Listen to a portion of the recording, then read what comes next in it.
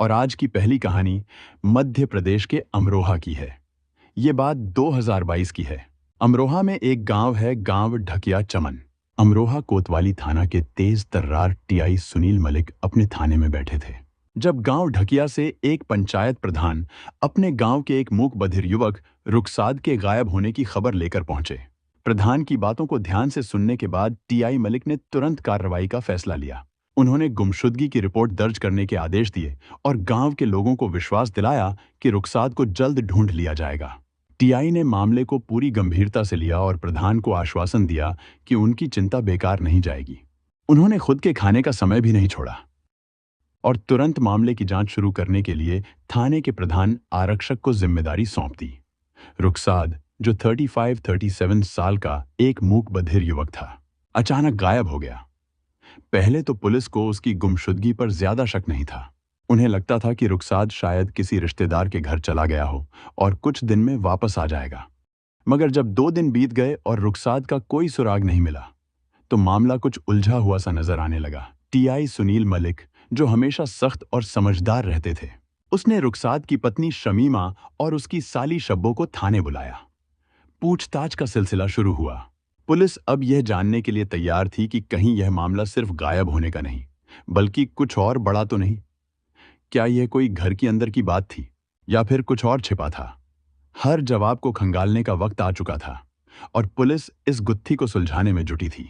दरअसल रिपोर्ट में यह खुलासा किया गया था कि रुखसाद 26 जून को अपनी पत्नी शमीमा और साली शब्बो के साथ घर से बाहर निकला था। अगले दिन शमीमा और शब्बो तो वापस लौट आईं, लेकिन रुखसाद का कोई पता नहीं चला। दोनों ने पुलिस को बताया कि रुखसाद बिना बताए कहीं चला गया था, लेकिन यह बात कुछ खास समझ में नहीं आई। रुखसाद मूक बधिर था और ऐसा सोचना कि वह बिना बताए कहीं जा सकता है, उसकी बूढ़ी मां को कतई यकीन नहीं हो रहा था। उसकी मां को पूरा यकीन था कि रुखसाद बिना किसी कारण के घर से कहीं नहीं जा सकता था। यह असमंजस और शक की भावना पुलिस तक पहुंची और यही वजह थी कि मामला पुलिस के पास पहुंचा। अब पुलिस को यह जानने की कोशिश थी कि रुखसाद सच में कहीं गया था या फिर कुछ और छिपा था। टीआई सुनील मलिक ने रुखसाद की पत्नी शमीमा और साली शब्बो से पूछताछ की। उनका ध्यान दोनों के हाव भाव पर था और श्री मलिक को इस दौरान कुछ संदिग्ध लगा। उन्हें लगा कि कुछ तो गड़बड़ है, इसलिए उन्होंने दोनों को मनोवैज्ञानिक तरीके से घेरना शुरू किया। धीरे धीरे दोनों बहनें टूट गईं और पुलिस के सामने सच उगल दिया। शमीमा और शब्बो ने कबूल किया कि उन्होंने चचेला गांव के निवासी शब्बो के प्रेमी गुड्डा के साथ मिलकर रुखसाद की हत्या की थी। हत्या के बाद उन्होंने शव को बठरायूं गांव में स्थित एक आम के बाग में दफन कर दिया था।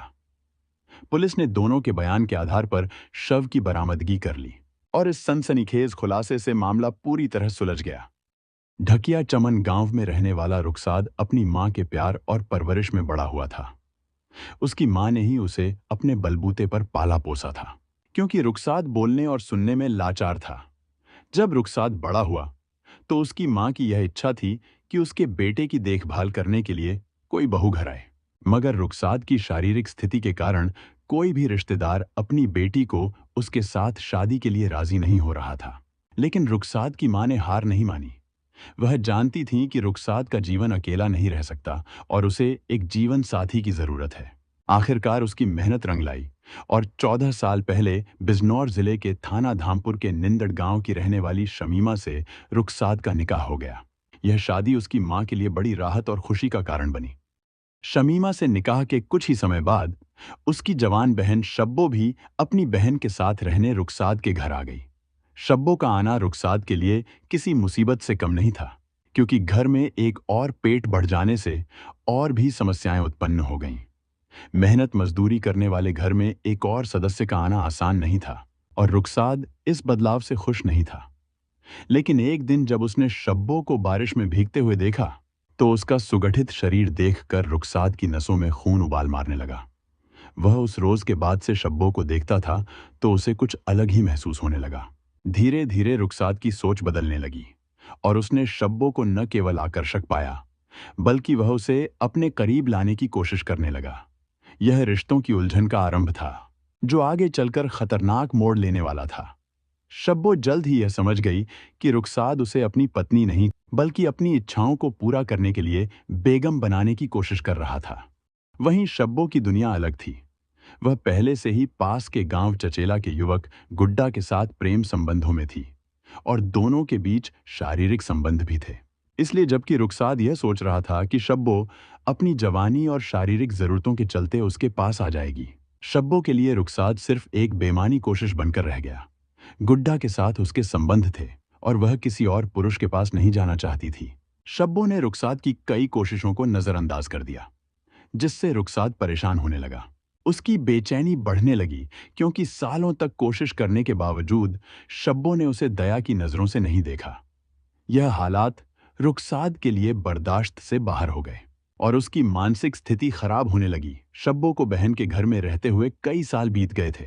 इस दौरान एक रोज गांव के एक व्यक्ति ने गांव में तालाब के किनारे खड़ी घनी थी झाड़ियों में पास के गांव के युवक गुड्डा के साथ शब्बो को अय्याशी करते देख लिया, जिससे यह बात धीरे धीरे गांव में चर्चा का विषय बन जाने से रुखसाद के कानों तक भी पहुंच गई।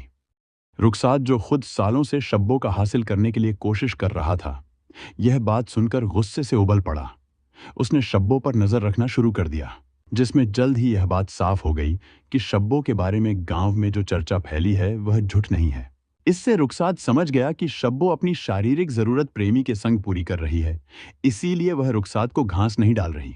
इसलिए रुखसाद ने ऐसी योजना पर काम शुरू कर दिया जिससे शब्बो अपने प्रेमी से न मिल सके। दरअसल उसका सोचना था कि शब्बो को अगर उसके प्रेमी का संग न मिले तो वह रुखसाद का संग करने को मजबूर हो जाएगी। इसलिए पूरी योजना बनाकर रुखसाद ने शब्बो पर न केवल नजर रखना शुरू कर दिया, बल्कि उसने अपनी बेगम से साफ कह दिया कि शब्बो को घर से बाहर नहीं निकलने दिया जाए। शमीमा को मालूम था कि शब्बो घर से बाहर निकलकर अपने आशिक से मिलने जाती है। शमीमा यह भी जानती थी कि पूरी तरह जवान हो चुकी शब्बो को अपने निकाह की कोई उम्मीद न दिखाई देने के कारण ही उसने गुड्डा से दोस्ती की है। लेकिन पति की बात मानने के लिए वह मजबूर थी, इसलिए उसने शब्बो को अकेले बाहर जाने से मना कर दिया, जिससे शब्बो और गुड्डा की अय्याशी पर रोक लग जाने से दोनों रुखसाद से नफरत करने लगे। इधर रुखसाद को भरोसा था कि गुड्डा की कमी शब्बो उसके साथ पूरी करेगी, लेकिन इसके बाद भी शब्बो ने रुखसाद के मन की नहीं की, तो रुखसाद शब्बो को घर से ही निकालने की कोशिश करने लगा। यह देखकर शमीमा भी अपने पति से नफरत करने लगी। दरअसल शमीमा चाहती थी कि शब्बो हमेशा उसके साथ ही रहे, इसलिए जब उसने रुखसाद का मन देखा कि वह शब्बो को वापस माता पिता के घर भेजना चाहता है, तो शमीमा ने शब्बो का साफ बोल दिया कि वो चाहे तो अपने प्रेमी को घर में ही मिलने को बुला सकती है। बहन की रजामंदी मिलते ही शब्बो अपने प्रेमी को घर में बुलाकर बड़ी बहन के सामने उसके संग अय्याशी करने लगी। लेकिन घर में रुखसाद की मां के रहने के कारण डर यहां भी कम नहीं था, इसलिए एक रोज तीनों ने मिलकर रुखसाद को ही खत्म करने की ठान ली। इसके लिए 26 जून को शमीमा और शब्बो एक रिश्तेदार से मिलने का कहकर रुखसाद को अपने साथ लेकर निकली। रास्ते में शमीमा के कहने पर रुखसाद ने एक गांव से शराब खरीदी और फिर रास्ते में बटरायूं गांव के एक आम के बाग में बैठकर तीनों शराब पीने लगे। इस दौरान शमीमा और शब्बो ने जानबूझकर रुखसाद को ज्यादा शराब पिला दी, जिससे जब उन्होंने देखा कि रुखसाद को नशा हो गया है तो शब्बो का इशारा पाकर पास में छुपकर बैठा उसका प्रेमी गुड्डा भी वहां आ गया, जिसके बाद तीनों ने मिलकर गला घोंटकर रुखसाद की हत्या कर शव को वहीं बगीचे में दबा दिया। गुड्डा ने रुखसाद की हत्या के बाद दोनों बहनों को अपने घर बुलाया और शराब पार्टी में जश्न मनाया। अगले दिन शमीमा और शब्बो ने घर वालों को बताया कि रुखसाद कहीं चला गया था, लेकिन उसकी बूढ़ी मां को यकीन नहीं हुआ। अगले दिन गुमशुदगी की रिपोर्ट के बाद हत्या का राज खुल गया। गुड्डा, शमीमा और शब्बो तीनों अब जेल में बंद हैं।